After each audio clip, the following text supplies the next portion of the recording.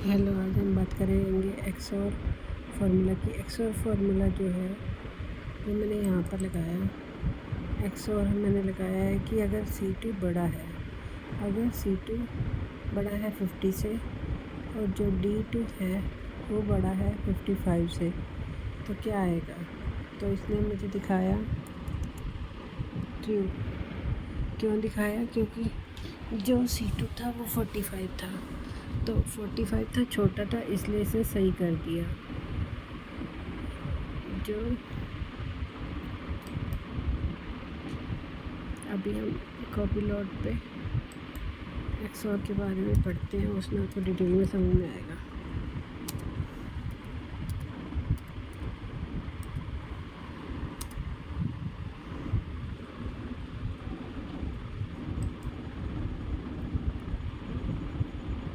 तो एक्सेल में जो कॉपीलॉट है वो बता रहा है कि एक्सओर जो है वो एक लॉजिकल और दूसरा लॉजिकल, ऐसे करके हम 254 लॉजिकल आर्ग्यूमेंट दे सकते हैं इसके लिए एक्सओर में।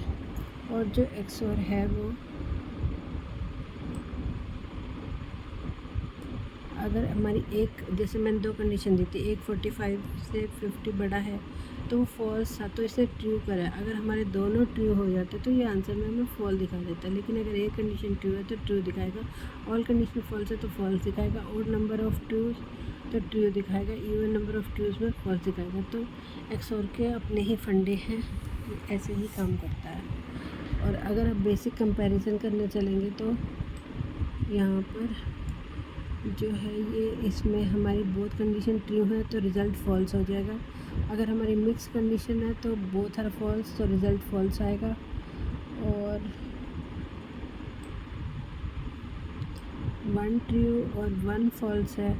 अगर आप ये कंडीशन ट्रू है दूसरी फॉल्स है तो एक्सओर, जैसे 5 बड़ा है 3 से और 2 बड़ा है 4 से, तो 2 बड़ा नहीं होता, ये वाली फॉल्स है, तो only 1 is true, so result is true.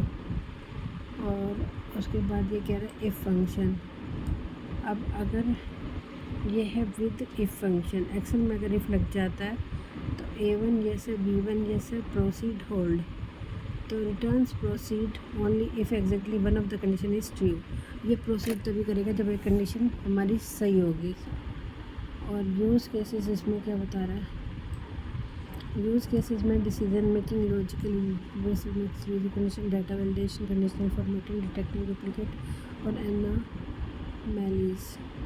Would you like to see how XOR compares to other logical functions like OR and or maybe a real life example using Excel data?